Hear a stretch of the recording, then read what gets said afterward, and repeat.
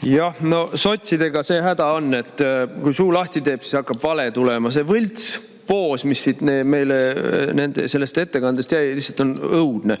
Mingisugustest enda vigadest absoluutselt ei saada aru ja muudkui heidetakse ette teistele, et teil on oligarhid ja teil on mingisugused palgid silmades, aga ühtegi palki ei kirjeldata, ainult oma probleemid on neil, millega nad maadlevad, mida ei tunnistata. Et see on ikkagi Sotsiaaldemokraatliku Erakonna esimees, kes tuli võltsitud arvega Riigikogu raamatupidamisse, võttis sularaha välja, maksis kommikarbis selle, maksusid maksmata teise töö eest, kui ta seda oli kusagile mujale rääkinud. Et niisugust skeemitamist ei ole ühegi teise erakonna juht teinud. See oli Sotsiaaldemokraatlik Erakond, kelle esimeheks tõsteti Jevgeni Ossinovski, tema isa oligarhi Oleg Ossinovski rahadega.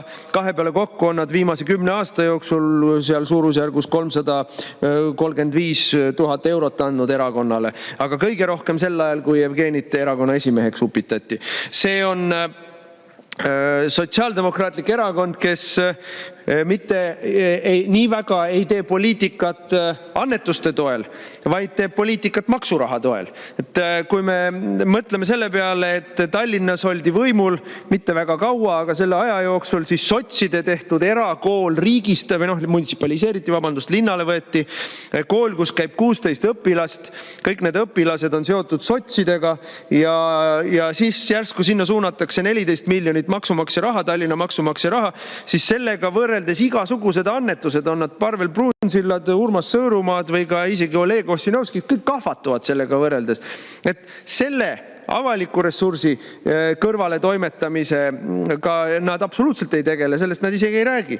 Need on sotsid, kelle kandidaat Raimond Kaljulaid võttis vastu Vene krüptoärimeeste raha, aga Vene krüptoärimees tegelikult on ju koodsõna Vene rahapesijad ja kui sa Venemaal raha pesed, siis sa suure tõenäosusega teed seda riigi katusega ehk siis organite või struktuuride heakskiiduga, ehk siis tegelikult on see minu hinnangul Vene luureraha, mida meile siis nii-öelda krüptoärimehed sotsidele andsid.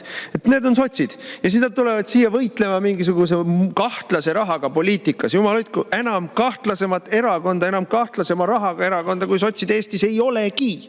Pole olemas. On otseselt oligarhid, otseselt on mingisugused Vene krüptorahad, on Vene oligarhidega äri ajavad Eesti oligarhid, kes siis sotse rahastavad ja siis siin tehakse mingit poose sellest, kuidas meie oleme mures sellepärast, et poliitika ikka ei ole piisavalt puhas. Ma võin teile öelda, EKRE rahaasjad on puhas nagu prillikivi. Sotsid on need, kes peavad oma enda asjadega tegelema, aga selle seadusega muidugi midagi paremaks ei tehta. Lihtsalt sellest seadusest paistab välja veel üks sotside igiomane omadus. Kõike tuleb keelata ja käskida, kõigil teistel tuleb kogu aeg urgitseda, nina nokkida ja reeglid, keelud, käsud, mis siis tehakse, tuleb välja, on sellised, mis aitavad neid. Et ma olen nõus, et me ka ei tee praegu tagasilükkamist, et ma loodan, et see eelnõu sureb teisel lugemisel, aga sinna ikkagi võiks sisse kirjutada veel ühe paragrahvi, et siis võib-olla hakkaks isegi seda seadust tõsiselt võtma. Et paragrahvi, mis kohustab Delfit ja ERR-i hakkama tegema sama palju propagandat EKRE-le, kui ta täna teeb sotsidele. Siis mul raha enam üldse vaja ei läheks erakonna juhina. Mul enam ei oleks mingit raha vaja poliitika tegemiseks, sest Delfi ja ERR teevad juba ära kõik minu töö. Mis nii viga on käia ringi öelda, et ideed peavad lugema.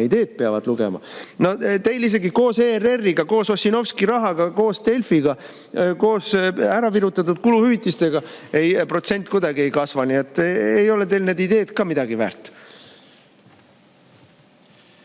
Aitäh!